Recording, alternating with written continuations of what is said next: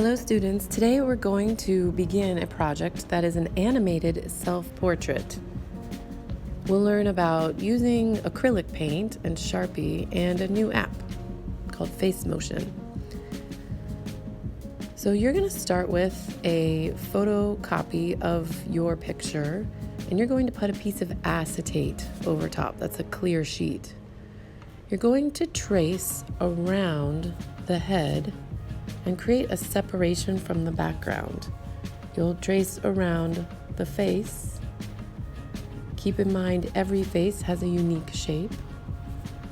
You'll trace from under one ear to the other. You'll trace the eyes. That's the line that separates the eyeball from the skin. And make sure you trace exactly on the skin of the eye, being careful not to create a line around the outside of the eye. You'll trace the iris, that is the colored part of the eye, and you'll trace the pupil, the center black part of the eye. Make sure to include a circle for the pupil in the same spot in both eyes. The eyelashes should be traced. Eyelashes are not gender specific. Trace each lash beginning at the edge of the eye and upward in a curved shape. You can use a thin Sharpie to do that and to trace the eyebrows.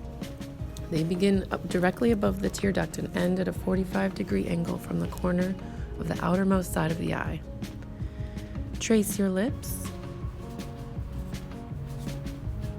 and trace your hair. When tracing hair, it's important to only add a few lines. You can select a few sections of hair to show the texture.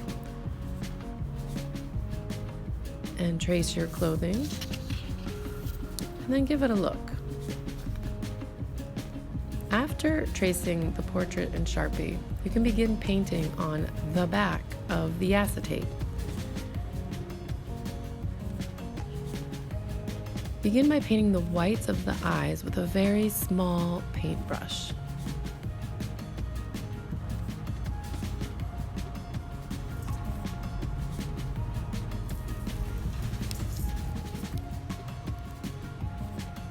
Next, paint the lips by mixing the color of your skin with pink.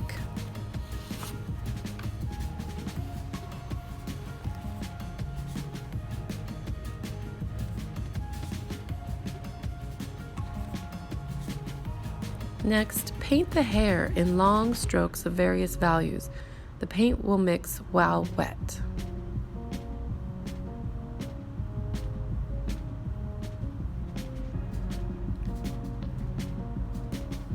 Make sure you use strokes that match how your hair grows, whether it's curly, long, straight, or wavy.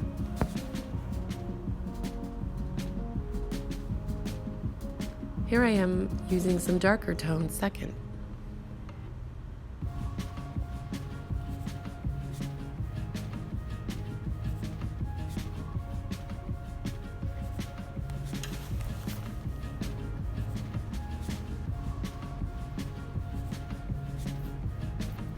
Now I'm painting the clothes.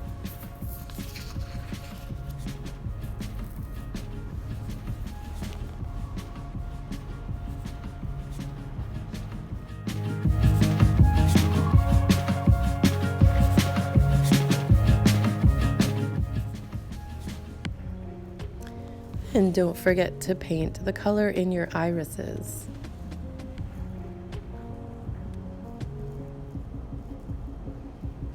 Next, I added a little bit of color to my eyebrows that matched my hair.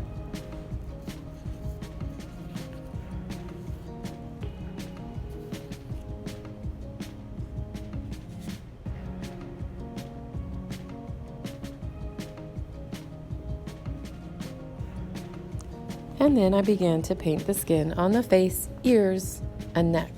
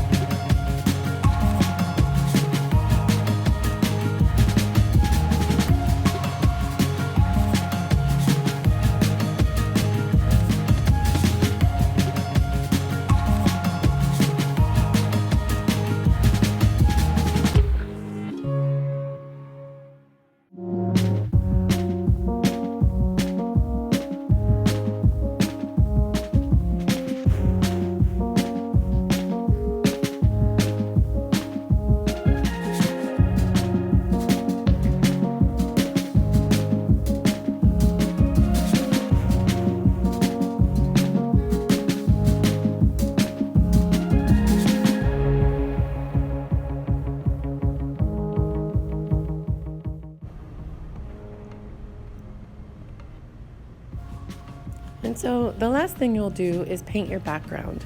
And we might even do a different thing to use in the background besides just painting the acetate. That's always an option.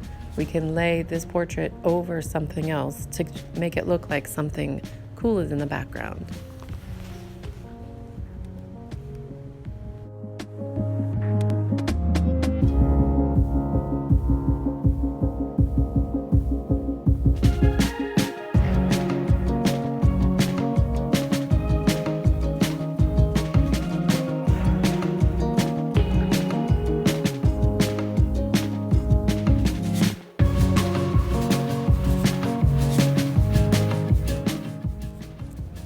At the end of any painting, we make sure and put our art on the designated spot on the drying rack.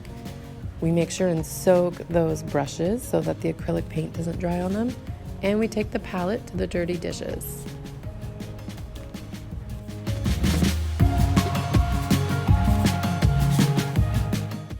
And the next video will be about animation.